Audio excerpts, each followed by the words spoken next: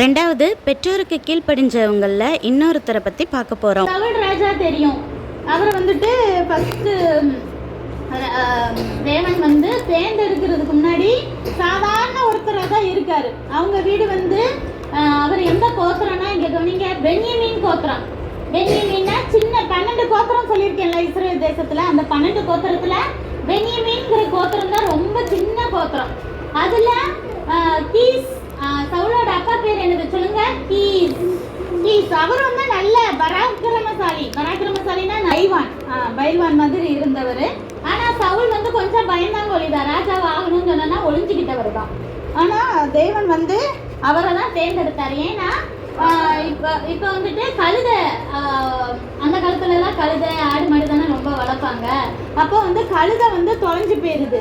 Keys வளர்த்துக்கிட்டு இருக்க கழுதையெல்லாம். உடனே மகனை சவுலை கூப்பிட்டு சொல்றாரு, இப்படி கழுதை காணாம போயிடுச்சு, நீ போய் தேடி எங்கேயாவது இருக்குதான்னு சொல்லிட்டு கூட்டிட்டு வா அப்படின்னு சொல்றாரு.